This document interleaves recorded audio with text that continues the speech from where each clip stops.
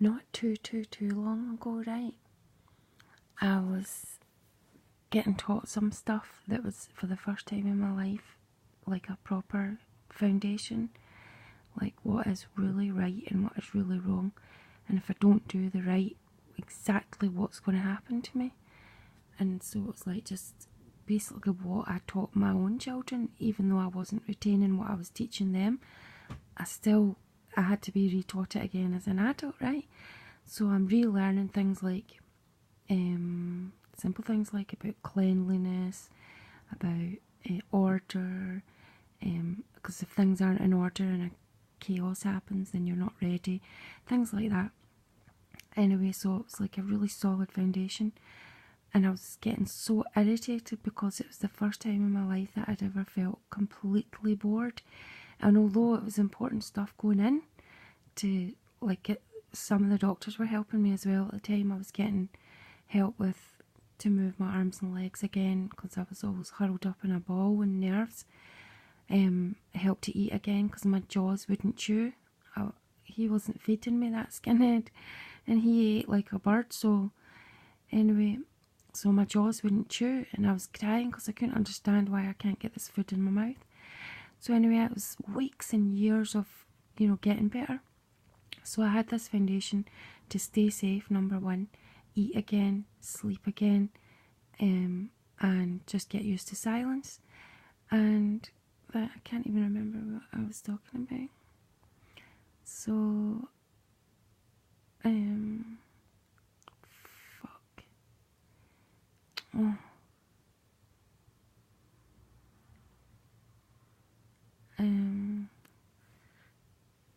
So, yeah, so this foundation was so good for me, like, and I had an ice cream van, right?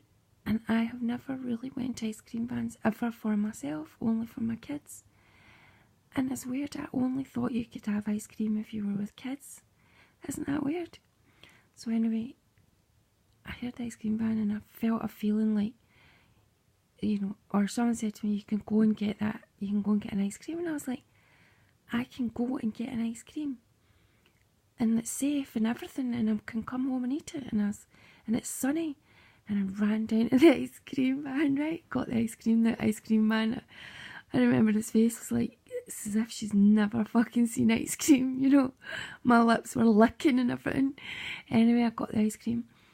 And someone said to me, you greedy bitch. Right? But it sent an electric shock into my body. Like, you've been taught so much good foundations. You've been treated so well, fed properly, sleeping every night, nobody's bouncing you off the walls, and you're moaning about things being boring. And as soon as I put the ice cream in my mouth, it was like, you greedy bitch.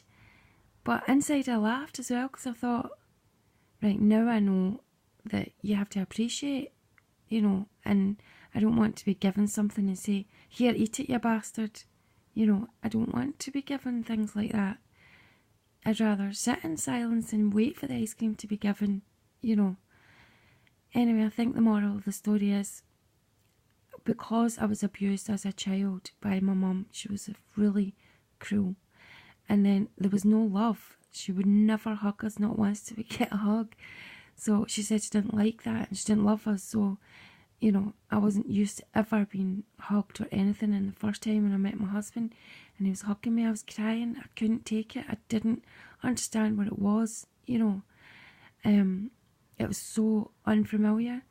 So obviously if you go into another abusive relationship, which is the elders of the Jehovah's Witnesses, and then you go into another abusive, my landlord, which was the skinhead. He was my landlord. So, and then he was very violent. And then if you go, I was kidnapped from there. I ran away from there and I got kidnapped by someone else. And I ran back to him because I was so scared. So it's like violence, violence, violence, violence. And then to have this peace, to be safe, to chew again, to actually learn things for myself. It was only about 7 years ago that I started even seeing leaves on the trees.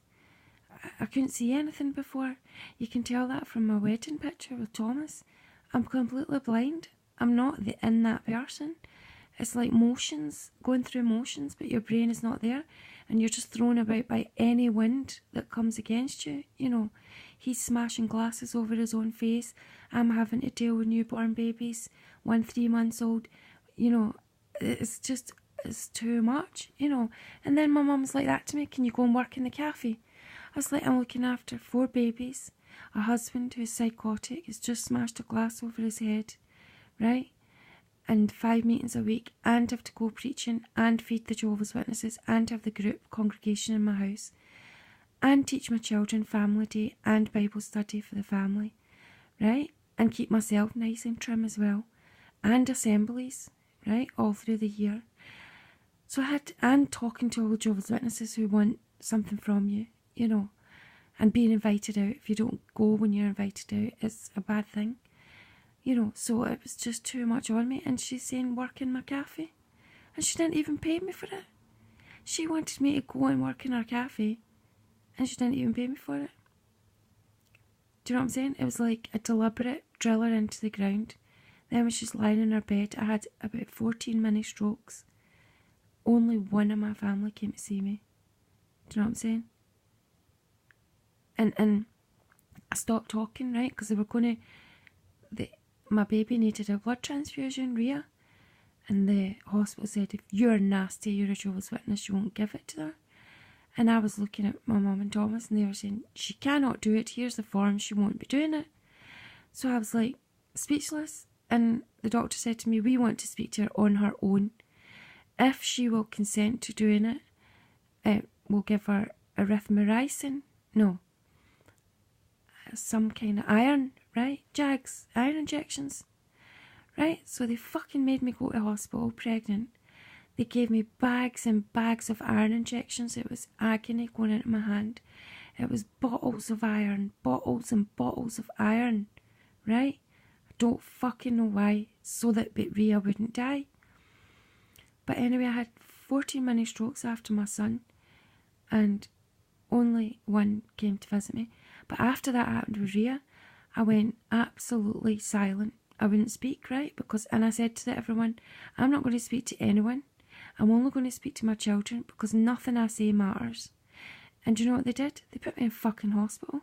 And I was sitting there in a wheelchair, because I wouldn't even walk. Obviously, I'm not going to walk myself to fucking hospital, am I?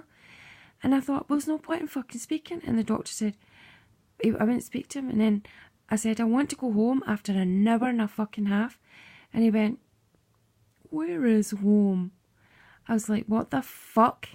Because my mum used to say to my sister that she was an alien, right? And she told Leonie that, and Leonie's like, no, Nana is an alien. You don't understand. I was like, you're all talking shit, right? So he's saying, where is your home? As if I have to say, my Nana's an alien. I don't know what the fuck they were on, right? And he goes, just as well you spoke. I was about to give you electricity shock treatment. What I'm saying is, fuck you lot.